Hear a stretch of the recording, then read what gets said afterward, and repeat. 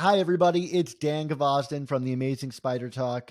Thank you to all my Patreon supporters who support Amazing Spider Talk and allow it to happen. We're trying something new this time. We're going to do a little bit of a listener discussion, bringing in our Patreon supporters to talk about Spider Man comics on a new platform, Riverside.fm.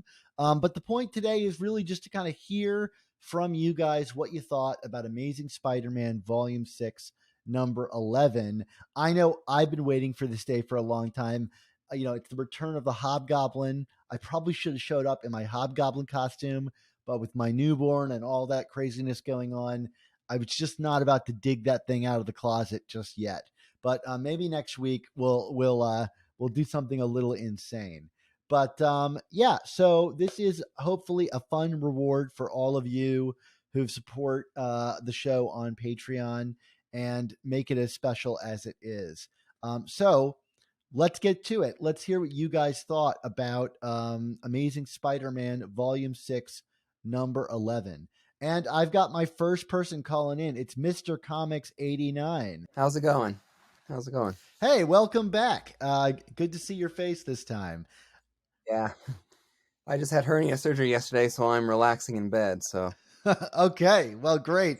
There's not ever a single usual caller into these kind of things. We got Carlos in his car, and now we got you recovering from herniatic surgery. Yeah.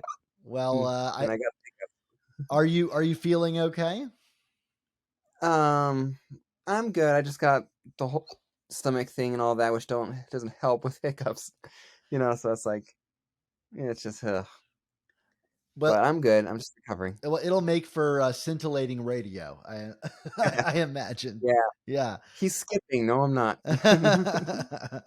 So let's get right to it. Amazing Spider-Man Volume 6, number 11, also known as 905. One I think that we've been waiting for a long time, ever since it was solicited. What'd you think? I liked it a lot. I mean, this has been like my first truly. I'm not sure if it's a mystery in the Hobgoblin because it seems to me pretty obvious. It has to be Ned Leeds. But then again, it always seems like, well, I'm so confident, so therefore it can't be Yeah. Ned Leeds. But the whole,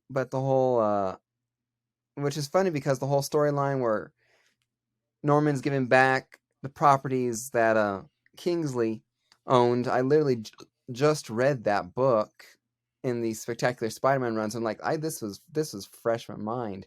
This storyline was. I'm going. That was just a lucky coincidence that I read just the right thing at the right moment. But I liked it a lot. It was very interesting.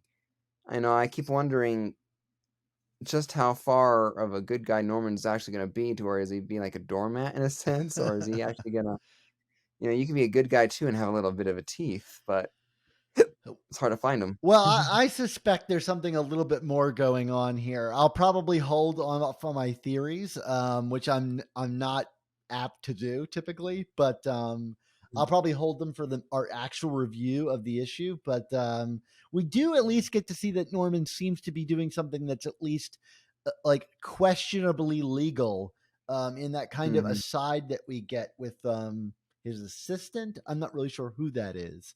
So I don't know. And he at least looks like he's building himself a suit of armor, although I probably only know that because of the solicitations for that upcoming Okay. mini.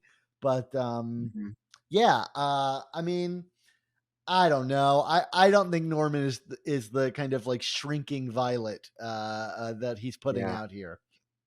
Yeah. But it was really cool to see the prototype of the Golden Goblin glider or the Golden Goblin outfit going like I'm interested to see this good goblin that Norman's going to be. It's very interesting to see it. I mean, it's definitely something new I've not seen from Norman, and it's the difference between being Amnesia and being the Green Goblin to being honestly a good guy. So it's kind of like, this is an interesting storyline for sure. Yeah, absolutely. So you're kind of a relatively new convert to the world of the Hobgoblin, it sounds like. Yeah, yeah. I mean, I've my only experience is just reading the Hobgoblin as he comes in to old books usually. So I was always more of a Green Goblin fan. unless you include the '90s television show where the Mhm. Hobgoblin came first, obviously. Right. But that's my um, biggest influence or knowledge of the Hobgoblin is just from the '90s show. Otherwise, I've enjoyed him when I come across him in the comics, but I've know more about Norman and all that. So it's definitely a interesting personality, with the Hobgoblin coming into the mix. Yeah. He's Yeah.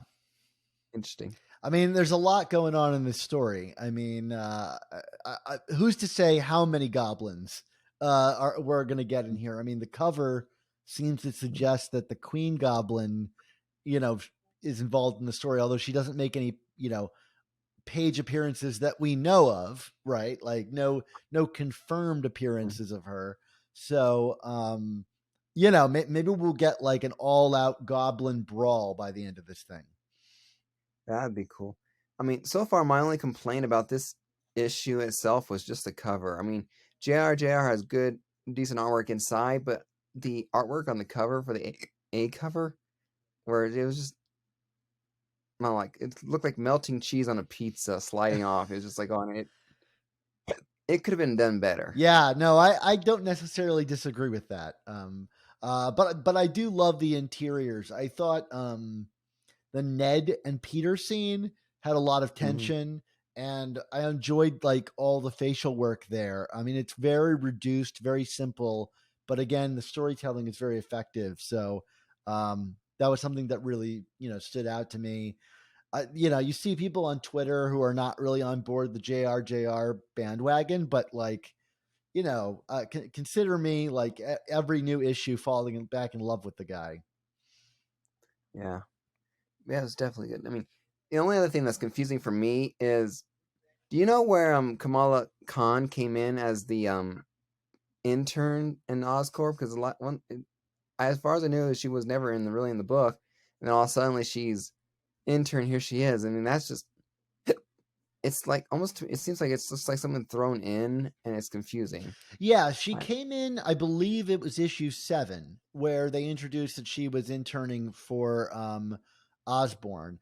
I do think it's a bit odd to see her working there, given like, her heroic background. And in this issue, she seems to acknowledge that she knows about Norman Osborn's previous exploits, which makes me wonder like how many people know about this whole like sin removal thing? Like how has he convinced other people that he is doing well now, like that he is not mentally ill? It seems dubious for like I mean, at this point, I think it's safe to call Kamala like a major hero in the Marvel mhm, universe, or at least, one that like would know better than to kind of put themselves in this position. I'm sure there's more that we might find out about her ulterior motives, given that Peter also has ulterior motives for working for Norman. But it is a mhm. weird thing to see her there, and we're getting a tie-in to her series during Dark Web. So I would hate to think that it's just there to try to like sell a one shot, but I wouldn't put it past this editorial team. Um, so I don't know, but Zeb said he's got big plans for her in year 2 of his run. So well, I guess wait and see. But I agree with you. It's still very Yeah, strange to see her in that situation. yeah. I also enjoy the whole Black Cat kind of asking Black Cat. I mean, it's interesting. If you can't be with MJ, I guess Felicia is the next logical choice. What other But choices are there? They keep going back to the same well. yeah, but it's almost like, man, I like the whole fling with Felicia, but you need to stop toying with us and put her back. Put the whole thing back with MJ. Although, if I heard a rumor correctly or whatever, we should be finding out by like 14 or 15 a little bit more about it. I think post So post Dark Web to like 16, I think they're gonna kind of yeah, talk more about what Peter did, whether or not that means reuniting him with Mary Jane or not. Um, I don't know. We'll yet to see.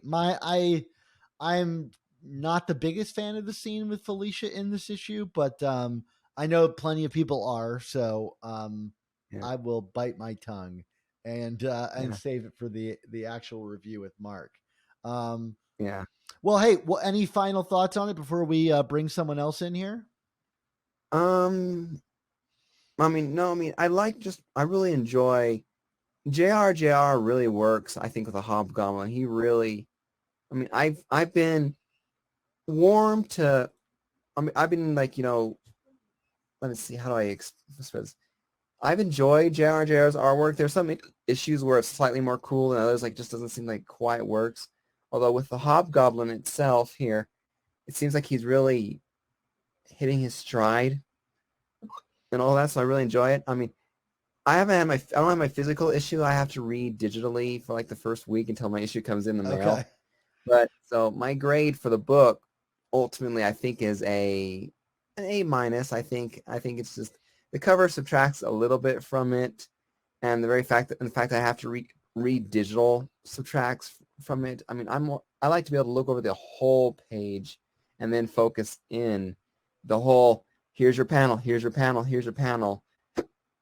I mean, I understand some people like digital, but for me, it's just like I want the physical thing in my hand, and it just every time I have to read digital, it takes away a little bit at the beginning. I mean, the issue number 10 last time, my grade was lower until I had the physical copy and could reread it, and then the grade improved because I could look at the whole picture. So, but I definitely think this book was like an A minus to a B plus. But Just what you're depends on. saying is you can judge a book by its cover just a little bit, just a little bit. You can judge a book by its cover, and you can judge it by if it's physically there. Okay. Perfect. Love it. Love it. Well, hey, thanks for coming back this week and hope to see you for the next one. Yep. See you later. All right. Bringing in Carlos, my man, live from Los Angeles. Carlos, I've seen a lot of your thoughts in the Slack, but good to chat with you. Not in traffic this time, we might add, although with the Marvel hat, I got my Marvel shirt here in the mood for love. Maybe we can make this happen here, Carlos, between us. What do you think of Amazing Spider-Man Volume 6, number 11? Yeah, I really like this issue. I think it's really solid. I really enjoyed it. Um, yeah, Felicia scene controversially loved it. But I think the Ned scene is underrated. I think the Peter Ned scene deserves a little more love. Well, why do you think it's underrated? I've not heard anyone bash it, or I guess I haven't really heard many people praise it other than myself just now.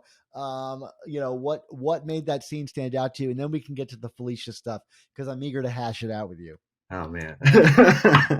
um, yeah, I like the Ned scene because it's like classic Spider-Man. Like it's that whole phrase that editors like to say where it's familiar but fresh, where it's like, oh look, a supporting cast member is upset at Peter's life choices, but they don't understand that he's trying to do the right thing and he can't tell them because Spider-Man and magic and whatnot. Um, and that's like what the Ned scene was. It was Ned being like, "Ugh, you've changed," but Peter's like, "You don't understand that his sins were wiped away magically by the Sin Eater, Ned. You would never understand that." The Ned thing is so ridiculous. Like I like this scene, but like it's one of those things of bringing back this character has like such bizarre implications. Like are we just all ready just to accept this guy back into our lives? I mean, I guess we did with Flash Thompson, but like how many of these friends are dead and back within the span of just like a few weeks and in the lives of these characters? Like is nobody asking the question like, well, wait, okay, so you're back, you took a goblin serum, there's no repercussions for that? Like if I were Peter, that's where I would start, like pointing my aspersions, but maybe that's the point. He's supposed to look creepy, and I think we're all kind of like inherently distrustful of the framing of this. Like they want you to think that Ned is gone wicked, um, but then you fall into the trap of, well, they can't possibly want us to think this. But then they're playing like double agent, double secret agent on us. I don't know. I like the Ned scene because I like how you pointed it out. It's the classic Peter knows more than they do or can operate in multiple different ways. And there's kind of inherent tension there because like that's kind of how Ned and Peter have always been. So you're right. There's a lot of really great elements to that. But he does kind of just like show up at his house in the dark very creepily. You're right.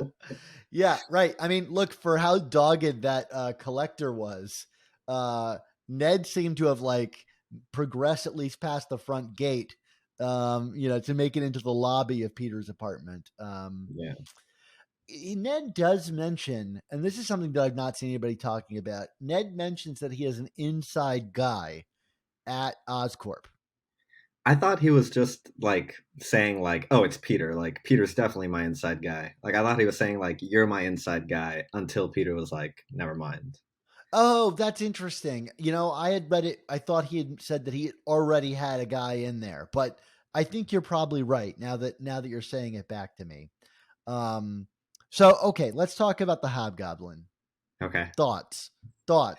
There's theories flying around because we all know inherently to distrust anything that we see with the Hobgoblin because the Winkler device, there's any number of things, and I ultimately don't think we're gonna guess it. Like the first 5 issues of this run, like have really convinced me that like I'm just not smart enough to figure out Zeb Wells before he pulls the ultimate thing on me. Like he did a non-mystery arc with the Tombstone and turned it into a surprise, So, I think you give him an explicit mystery arc, he's going to pull something really surprising here. So, like anything we throw out, I think is safe to say, don't trust anything we have to say, right?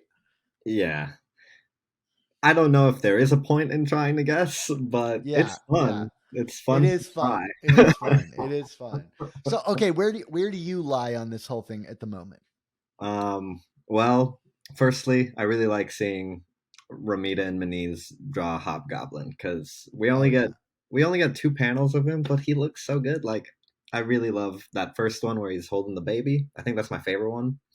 It's really a weird drawing. Can we agree? It's in a cool way, like in a good way, I would say. But the way that the body is like hunched over is not like a powerful person. It's like someone trying to be secretive or like kind of decrepit. There's like, I mean, I'm going to go out on a limb here, Carlos, which is to say these are 2 very different personas under this costume that we see in these 2 panels, right? One that is very hunched over and kind of like fearful. Yeah. And one that is like big and explosive. And I mean, they couldn't be more opposite, which I think has led many to believe that there's more than one person under the Hobgoblin suit. Do you fall into that camp?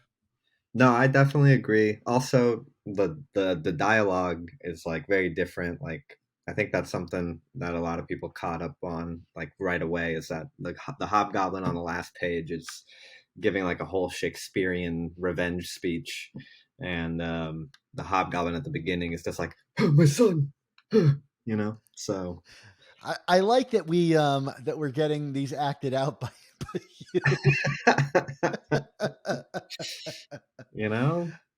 Well, great. That's a lot of fun. Maybe we'll make this an ongoing bit where Carlos acts out the issue. Dude, we have to pitch. We got a couple people in here, a few people. We assign roles. We read through the issue, voice acted, just for fun. Maybe we drink every time we mess up a line or something. Could be fun. I don't know that my liver is prepared for that, Carlos, but it's certainly something to consider. Okay, so we talked about 2 different Hobgoblins, right? Okay. Who is under each of the costumes per your guess? Well, I feel like the first one has to be Ned. Like it just has to be, because like why else would he be at Betty's apartment holding the baby, trying to protect the baby? Like I feel like it has to be Ned. Yeah, but I don't know about the second one. I heard someone, Tyler had a space earlier that I was in, and somebody was suggesting it could be Daniel Kingsley, and I was honestly like, maybe, who knows? I could see it. I mean, I'm going to hold back on my exhaustive theory for my conversation with Mark. So make sure to tune in to that this week. Those are interesting guesses. I'm with you on the Ned. I'm going to save. There's two elements in this issue that are leading me in one very specific direction. And I'm going to bite my tongue. I'm going to do it. I'm going to bite my tongue. I said I would, and I'm going to do it. So I appreciate your theory, Carlos, which I think is just as appropriate as my theory, unless you want to take it into saying it's Mayday Parker under the suit or something crazy. I won't take it that far, but I feel like I guess what your theory is? I think I know. Oh, okay, go for it. Yeah. Well, because Queen Goblin is on the cover holding the Hobgoblin mask, and I feel like I've heard other people also suggest that the second one could be Queenie. Is it? Yeah. Is that where you're going? Yeah, that is my theory. Now, there's another element in this comic that I'm not going to get into that I think is supportive of that theory, and it's not just the way the character talks; it's from a completely different scene, and I have some theories about it with very little to back it up. I'll admit. But I have worked off of less. I will say that I have worked off of less, but I was dead wrong about Kindred. So don't trust me for a second. Okay. My big theory, like I don't know who the second Hobgoblin is specifically, but my big theory is that Queen Goblin is kind of orchestrating all of it because she's trying to get Ned, Kingsley, and Norman. Like she wants to get them all down. And who better to manipulate them all than a psychologist that knows the inner workings of their brain. So I feel like she's manipulating everyone, like in the background. It would also be very much like a new writer to come on a book and go, here's my new villain, and it's going to beat all of yours. Like writers love to do that. It's Alan Scherstl said it on one of the recent shows where he was like, writers always love to have someone come in and go, this person punches harder than the Hulk. And of course, Dan Slott did that in Spider-Man #1 just the other day. And I read that panel and I just laughed because I was like, oh, this is Alan's #1 pet peeve. Wasn't that also like the exact dialogue that was used in the JMS run also? Like it was, yeah. Okay, yeah. I was like, didn't he say that about Moreland originally as well? Okay. I believe so. So I'm not blaming Slott entirely. It just made me laugh to hear Alan say that and then have it show up like a week later in the comic. Yeah, I agree. It's a well-worn trope. You gotta raise the stakes. You gotta raise the stakes. Okay, so before you go, I do want to talk about Felicia really quick, because I know you love that scene. Yes. And for me, it was the real it wasn't a bad scene. I like the scene. I think it's a beautifully written scene inside of itself, right? Like the wind blowing her hair in his face and making it awkward, and him kind of like releasing at the end, like, oh my gosh, I can't believe I went through with that. And the one thing that holds me back from really not liking the scene is the kind of admission later that he says he's trying to move on past MJ, where there's some kind of conscious awareness that like there's like some kind of manipulation kind of at play, like that there's like some kind of like ulterior motive other than just like that he likes Felicia and wants to go out with her. But this really caught me off guard, just like the kiss did in 900, where I'm like, whoa, like where did this come from? And like, especially considering 2 issues ago, he was like, MJ's the love of my life. Do you see this as just like a fling?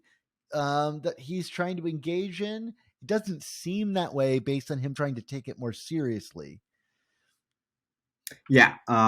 So yeah, I mean, we talked earlier about it, and I heard everyone's opinions, and I was like, okay, I see where you're coming from. Where um, it would have been nice to have more build up on the Peter side of things to see like his feelings grow for her.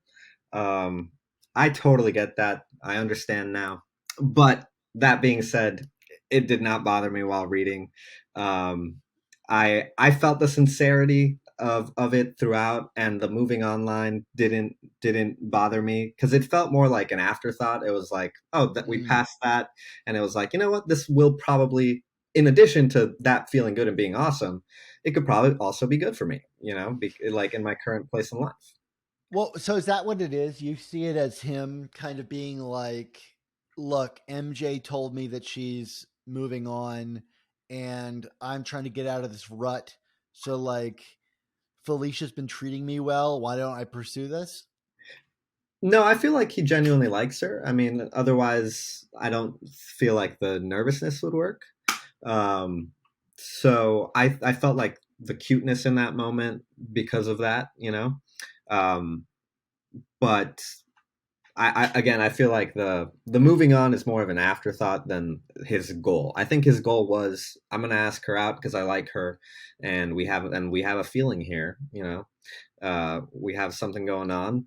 We've kissed. We both like each other. Like, I'm gonna pursue this. And then, afterthought, editor's note. You know what? This is probably good for me also. Not to Okay. be, yeah. I just don't buy it for a second, but I will allow you your happiness. Um, I don't want to yuck your yum. But I guess I just like, going from Peter stalking outside MJ's apartment, like, and like kind of confronting her like 2 issues ago, like very seriously and directly, to like then having the kind of anxiety relief buildup that this issue implies over investing emotions in Felicia just seems kind of like a little all over the place. Like, to invest so much in these two alternate things, like, it just didn't work for me. But I will allow you your happiness, and I enjoyed the scene on the page. But yeah, so okay, giving this thing a grade, put on your teacher hat or whatever. What would you give this comic?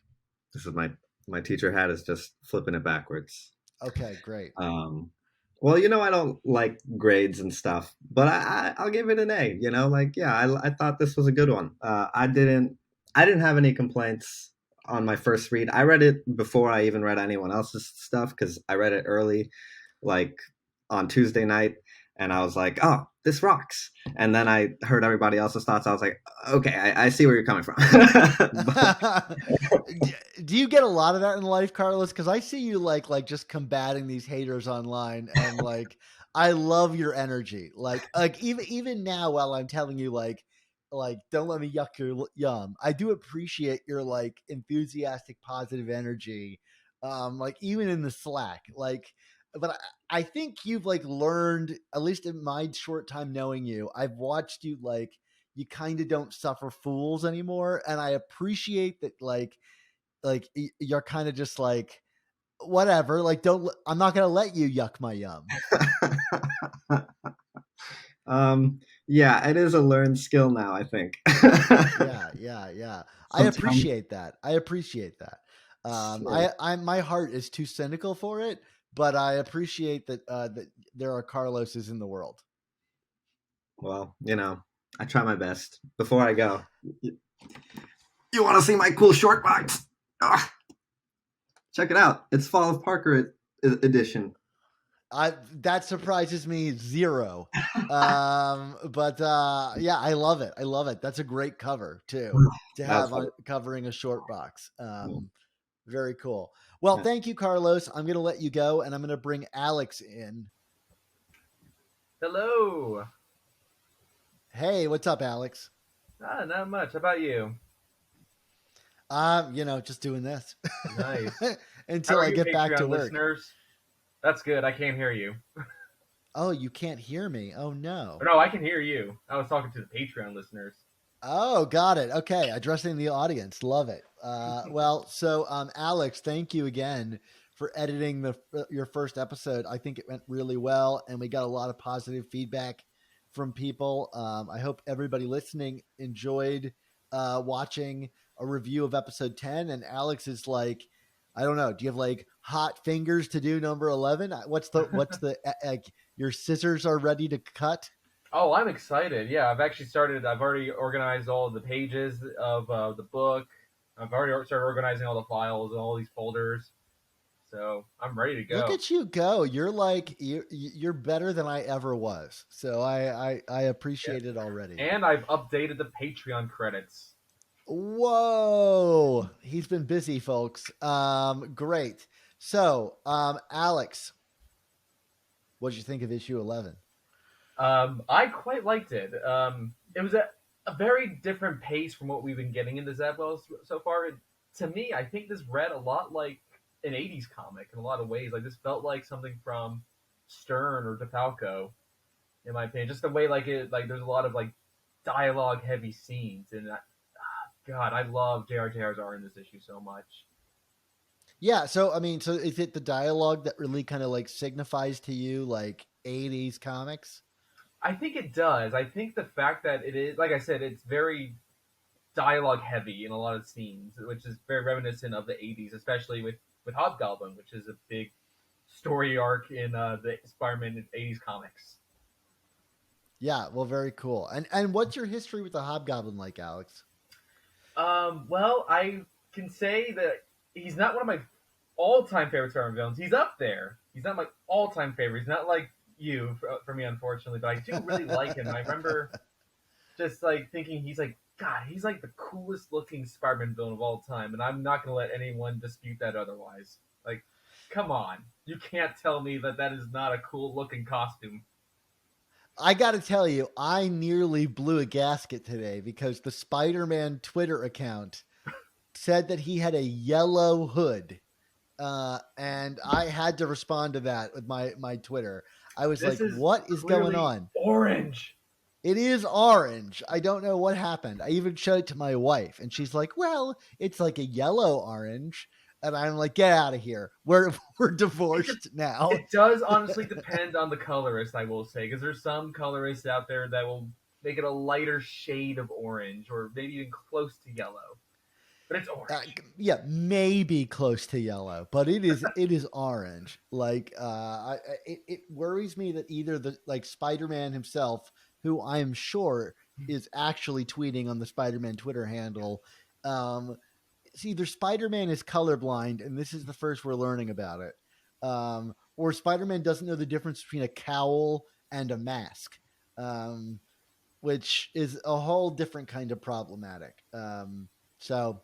But you do have the tattoos. You do have I do own the tattoos. I may not have every issue of Amazing Spider-Man, but I have the tattoos.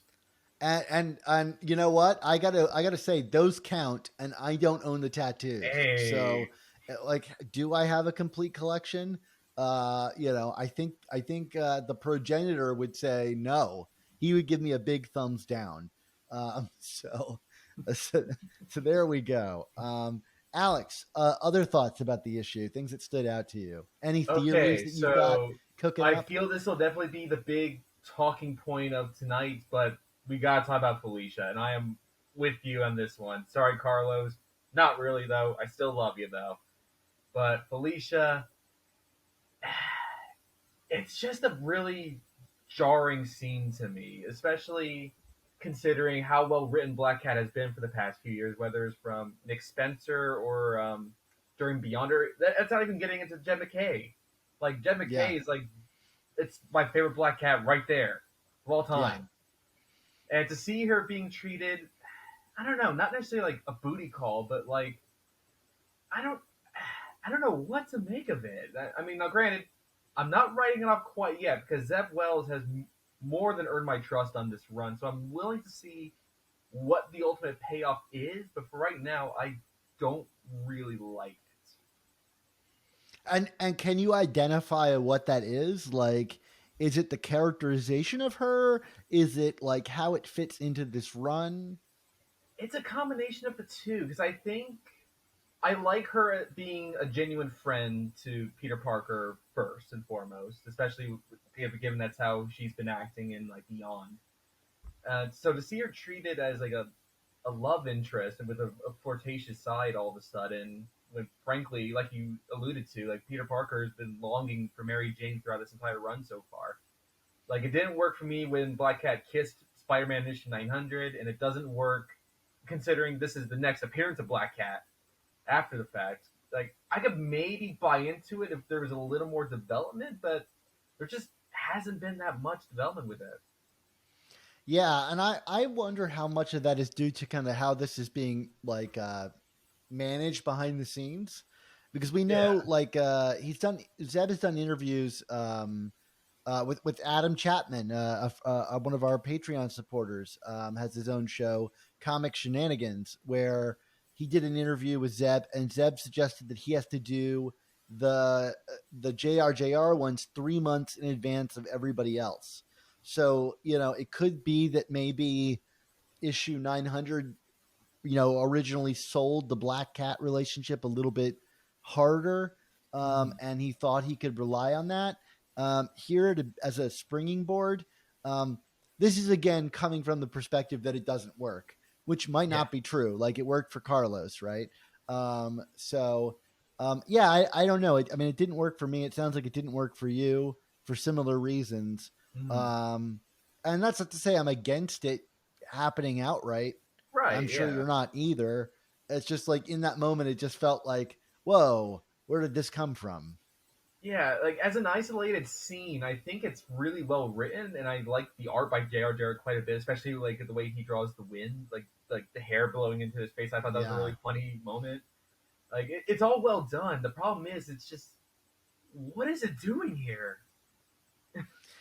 Yeah, I would love to see Spider-Man enter into a relationship earnestly that doesn't feel like an editorial mandate. I mean, MJ felt that way during the Spencer thing. It was just like like Alan Scherzel put it really well, that like a flip was switch, right? And there's two switches. There's the Mary Jane switch, the singles, or like in between the single switch and the Black Cat switch, right?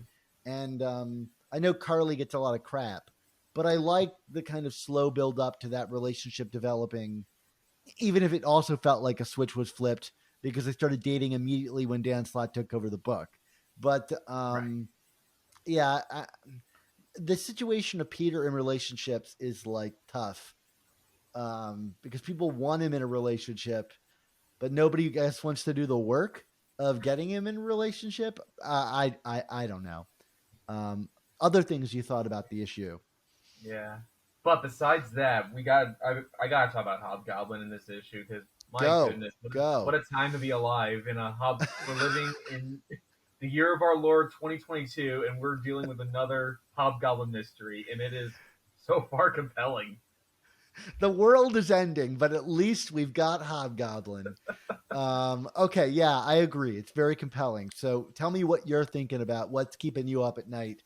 Other than having to pay your electricity bills or whatever. Well, oh geez. Well, I mean, the fact that obviously Kingsley is in this story, so it's like on the one end you're like, oh, Kingsley's here. It's Hobgoblin, but it's like, wait, he's not the Hobgoblin in this issue. What the hell's going on here? And yeah, I think I definitely agree. There's definitely at the very least two Hobgoblins. At least two. Love it.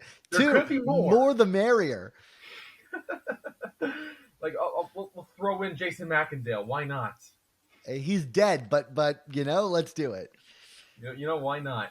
But yeah, I think I'm definitely in the camp that Queen Goblin is definitely posing as the Hobgoblin in that final sequence, and I think the dead giveaway for me is the pose that JRJR has Hobgoblin in is pretty much identical to the cover of issue 88 of Volume 5, the first appearance of Queen Goblin.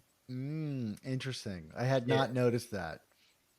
Yeah, it's pretty much identical. But then the question is, why? right? Like, Yeah. for all of our discussions about this, nobody's really talked about Kingsley, and yeah, he gets his empire back, Mhm. I guess.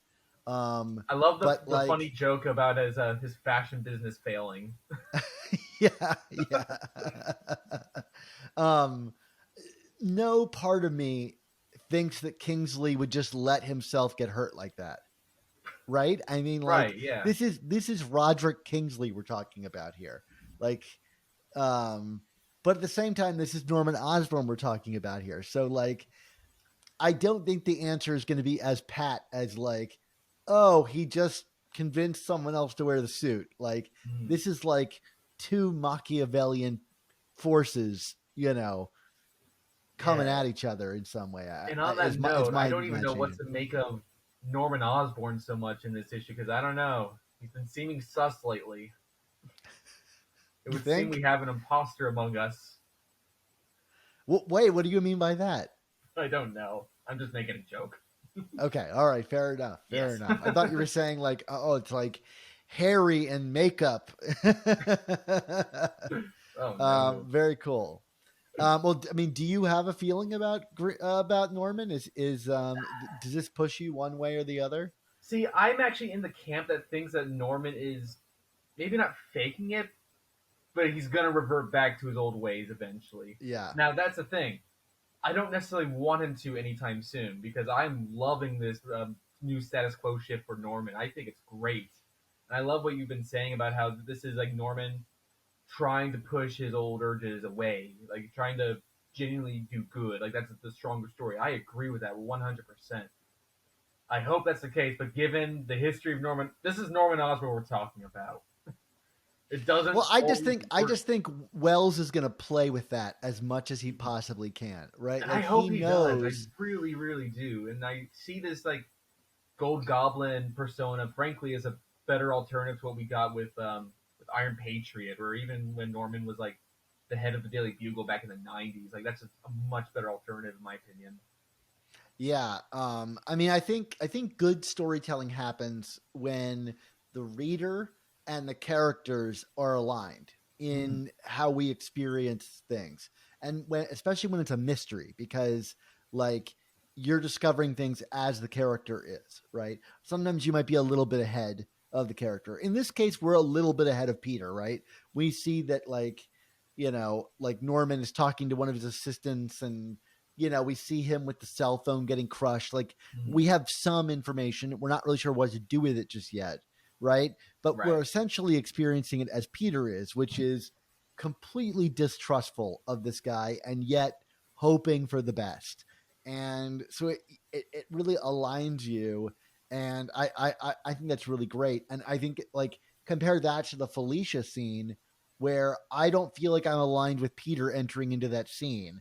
Nothing about any of the comics preceding it told me that this was of value to Peter getting into this relationship with Felicia, until it was already over, and he, like, suddenly is like, oh, I can't believe that happened, and I didn't know that I needed to invest that much emotional energy into that scene.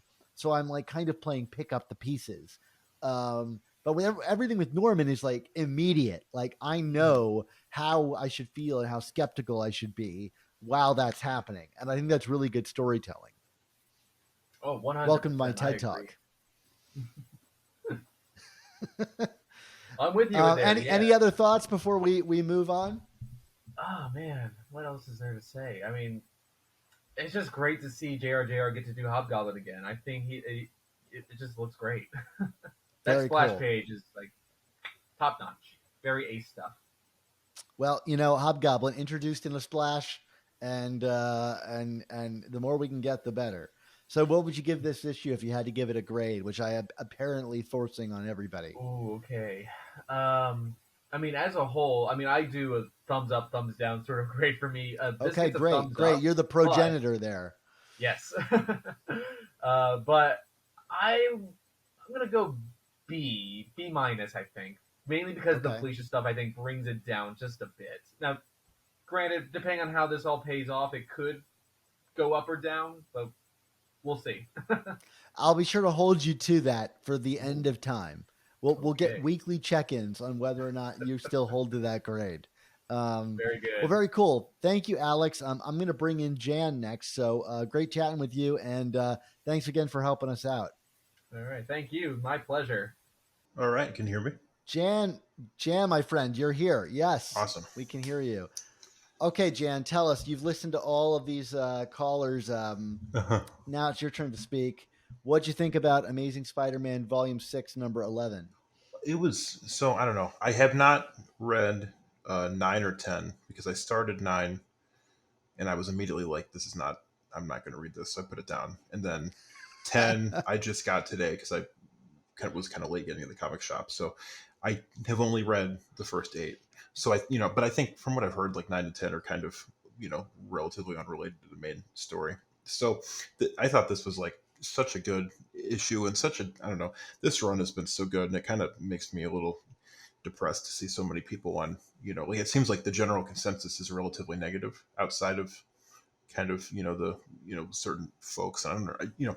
I just think different people want different things from their comics, but like just down to the art, like it's easy to take an individual panel of John Romita Jr.'s art and make fun of maybe how it looks a little sketched out, but like the panel to panel storytelling is just so solid. And I knew I was in for a good issue when that first scene of Betty talking on the phone to Peter was so well, just like visually, and then the writing. I think the conversation felt like how she's mentioning that he gave them a gift, and then you see that there's the chemistry set, and they don't ever say, like it's just visual storytelling. It's so simple, and then she walks into the room and sees, we can assume. So,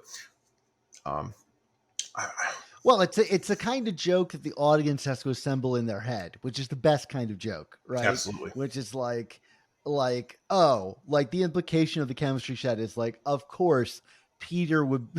That's exactly the kind of thing Peter would do. He's so checked out from the real world application of giving a gift to a baby. Exactly. Yeah, absolutely. Yeah. So I mean, I love it. As someone with a newborn who's received weird gifts, it hit home for me 100%. Well, and speaking of you having a newborn, did you relate to the panel of the Hobgoblin holding the baby? Is that a sight that might happen whenever you inevitably have when you have a breakdown in a year? Oh my God. Well, now I'm thinking of breaking that costume out and recreating that panel. Carlos was joking earlier about like reading through an issue. Now we're going to recreate this issue. I enjoyed his poses, but absolutely.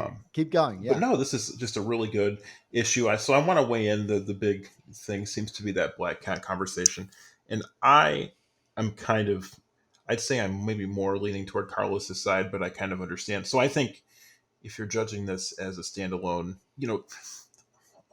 I think people sometimes get too bogged down in the continuity, and I think it's hard not to. Mm-hmm. And I think I try to take each run kind of as its own thing and not think.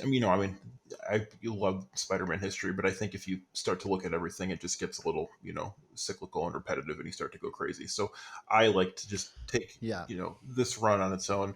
So I think that conversation worked for me in this issue, but I think him being so nervous to ask someone out that he's like known for so long is, maybe a strange. Like I can understand the mixed feelings on that conversation. So I think it was written well in a vacuum, but I don't know how much I buy it if you look at it in the larger history of their relationship to each other. Yeah, I mean it's a hard thing to judge, like books on some of these metrics, because and I think we get a lot of people that write into the show that like I think are kind of surprised by Mark and my approach to it. They'll like call us out on technicalities about like our opinions don't line up like liking something because it doesn't fit with continuity. Mm-hmm. And it's like, yeah, we know, we just don't care because like you could do that endlessly, like you said. And there's a kind of unspoken language with the writers to kind of like not get too hung up on continuity, lest it completely tank what you can do with your run. And I think you see like Nick Spencer fall into that trap, which was like, oh no, I should really obsess about the continuity. And it's like, yeah, to a point, but one, not everybody knows it encyclopedically, Mhm. right? Like people like you and I and Mark and Carlos, etc. We are unusual comic book readers, like to have that indexical knowledge. And so you just kind of got to go with the spirit of it. So like, if something adheres to the spirit of the character and the kind of original intent of any of these characters or their current status quo, then it totally works. And it's not worth, talking about like stories that don't really matter or adhere to what we're currently discussing. Well, yeah. Does that fall in line with your Oh, thinking about these things? absolutely. And I think, when you start to think too hard about that continuity, it sort of unravels that illusion of how ridiculous it actually is that all these things have happened, and yet the character is still in the same. And I think people talk about how they want Peter Parker to grow up, and I can understand that.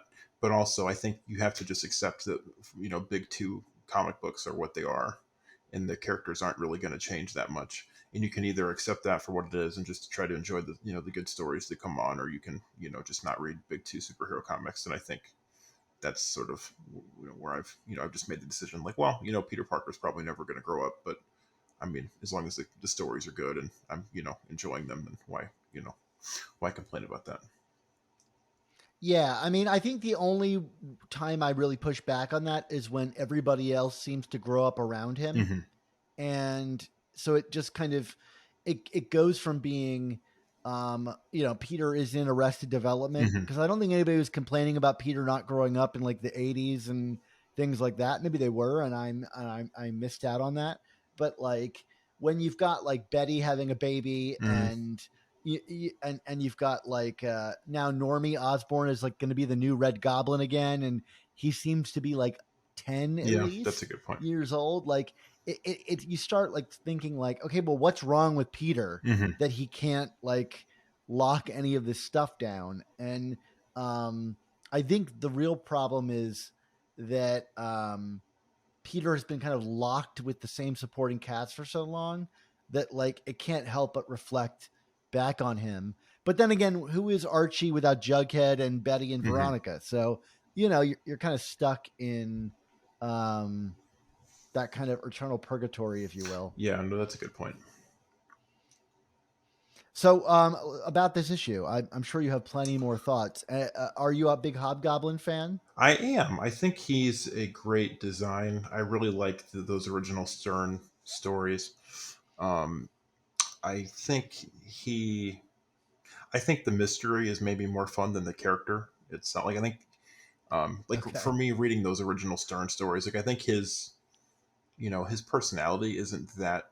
I mean, he's like really smart, I suppose, but I don't think anything like I don't think he has a Yeah. lot of like memorable dialogue. Like the Green Goblin probably has a more memorable personality, but I think just the Yeah. fact that he's this intelligent kind of master manipulator in those stories and is kind of aware of like the cliches that other villains can fall into, I think makes them a lot of fun. And just the whodunit is always entertaining.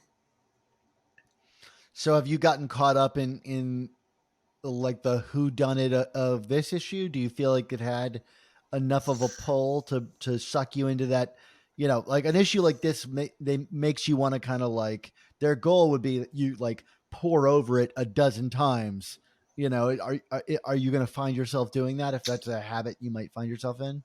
I definitely will be probably looking at it and trying to sort of update what I think might be going on as future issues come out. I think they're doing something with Ned where I think he's so obvious, like he seems like such an obvious suspect that it almost makes him a non-obvious. Like it's kind of like, I don't know if you've seen like the original Yeah. Scream, but like the boyfriend in that movie is such an obvious mark for the killer that like when he's revealed, it's kind of a surprise because it seems like such a cliche to go with.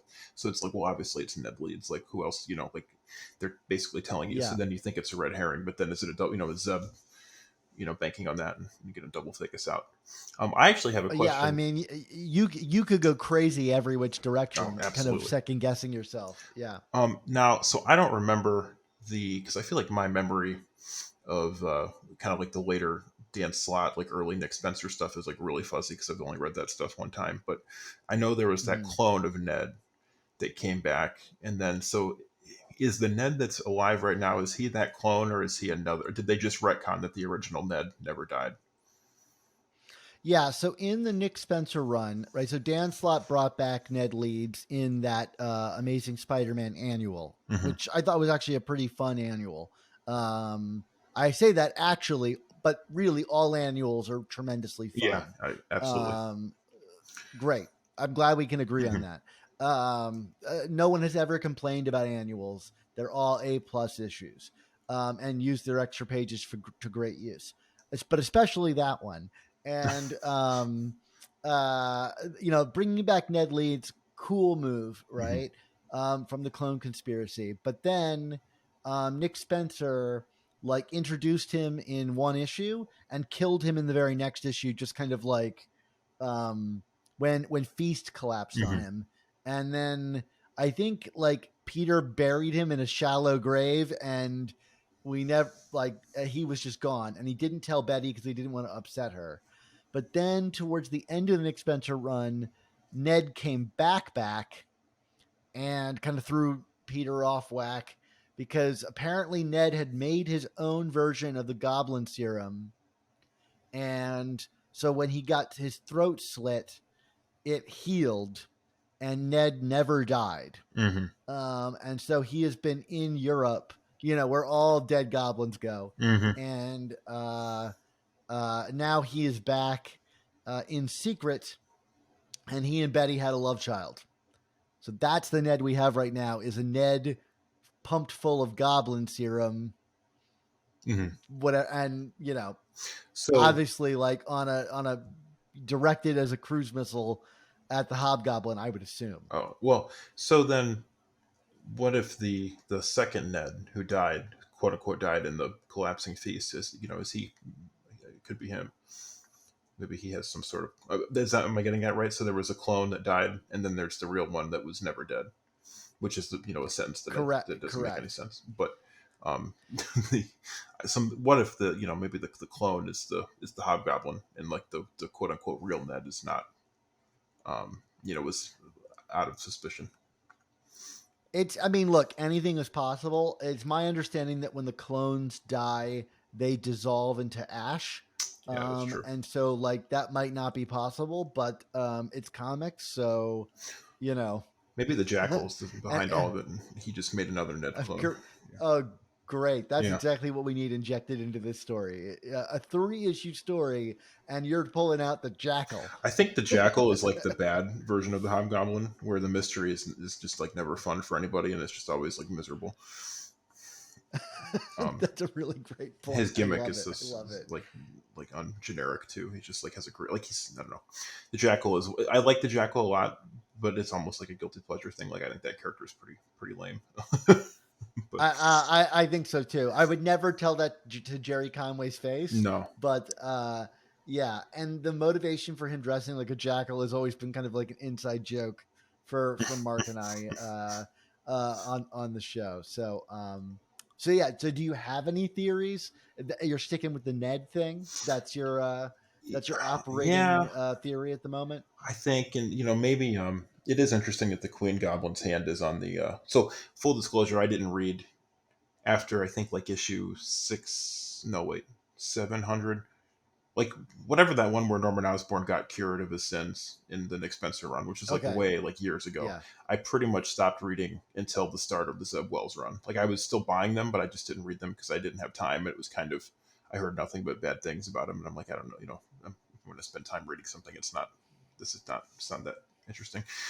So I don't know. The Queen Goblin, I'm is kind of a quagmire to me. Like I'm not sure what her deal is, but the fact that you said earlier that Zeb has to write these issues like really far in advance, and then we know there's confusion with how they do the covers because there was that whole debacle with Mary Jane being on the cover of #2 and not even appearing in that. So that leads me to believe that that's probably like unintentional, foreshadowing of something that'll happen later. Yeah, Nick Lowe has even apologized in the letters page for the Mary Jane mix-up on issue 2. So, yeah, my guess is just that they do it so ahead of time for the solicits, and an even further ahead of time to get Romita Jr. to draw them, Mhm. that like the story has time to change dramatically from conception to print. And and I imagine what it is like Zeb probably has like a loose conception of how his story is going to work, and just gives a couple like buzzwords, to out to John Romita Jr. So you get like kind of like somewhat generic covers, but also kind of weirdly specific on a detail that may not show up. Mhm. So It's just such uh, a strange. I mean, well, and that segues into, I think, for having this book need to be for this book needing to be twice a month, and for JRJR probably being very rushed, and for Zeb having to like write all these scripts completely out of order. I think it's remarkable how solid this run has been so far. Minus, did you guys like the last issue? I haven't had a chance to listen to the episode yet, but issue 10. issue 10 is great. Okay. Issue 9 is a mess. So there we go. But, So this is issue 11. So 10 out of 11. I like 900 a lot. So for me, 10 out of 11, like that's pretty good for how rushed the schedule is. Yeah, I mean, I'm loving this run, and like there's very few things that don't work for me. I Mhm. think the thing that kind of I'm most hung up on is like how the romantic relationships are being handled seems a little all over the place and not quite entirely ironed out as like a dramatic through line. Yeah. In the way that the other things are. But I do think it's probably my favorite start to a run since the JMS run. Mhm. As much as I like the kickoff of the Dan Slott run, I do think that run peaks, like maybe like a third or halfway through. Mhm. Oh, So, definitely. Yeah. but I guess when you have a run that's like 10 years long, Yeah, they can't all be uh, winners. it can have several peaks. Well, very cool. Do you want to give a grade to this issue? Yeah, I think I'll go with like a solid A minus. I think just my last thing is I don't know. I feel like modern Marvel comics are so and I've talked about this a lot in the Slack, but I feel like they're just so there's like an exaggeratedness to them where it just feels like they're always like going at like an 11 out of 10 as far as energy, and there's just so many characters, and so just how patient and slow paced and like grounded this run has been kind of like just a breath of fresh air. And it's like, I don't know, I checked out of the Dan Slott run. I was reading it every month, but I wasn't loving it for a while. So just to like have a Spider-Man run that I'm like rushing to the store every month to buy for the first time really ever since I've been a comic book reader regularly is kind of a blessing in disguise. So it's been really fun to read, and it's been really fun to listen to you guys talk about it every month. So I cannot believe that this book is being able to be paced the way that it is, Mhm. given the page count differences between like now and like the 70s and 80s, because it really feels like it harkens back to that. Mhm. Or even just the JMS run, which had like I think like 3 or 4 more pages per issue. And I mean, it's something that I've long thought, and I think Zeb is maybe the first to really capitalize on it, despite the weird inconsistencies with how he has to write these things, which is like, if you're going to do a book twice a month, why feel the need to rush through stuff? Mhm. Like, we're patient people, and 2 weeks is not a long time to wait, especially if you give us like, a couple juicy kernels here and there. So I agree with you wholeheartedly. Yeah. I mean, when we reread Yeah. this in 10 years, we're not going to think about the wait we had to in between issues. We're just going to enjoy the story all together. Yeah. So, It's there's a line from this comic that like I would attribute to the comic itself, which is like, confidence looks good on you. Like, oh, absolutely. Spider-Man, you're the best comic Marvel puts out. You're supposed to be. So like, act like it. And I think Zeb is I'm sure it's a lot of work, but it comes across as very confident. Absolutely. All right, cool. Well, hey, Janet, it's great talking to you for the first time. Absolutely. Not on the Slack. And again, of course, I appreciate your support. So, great to chat with you. Absolutely. Thank you so much. All right, everybody.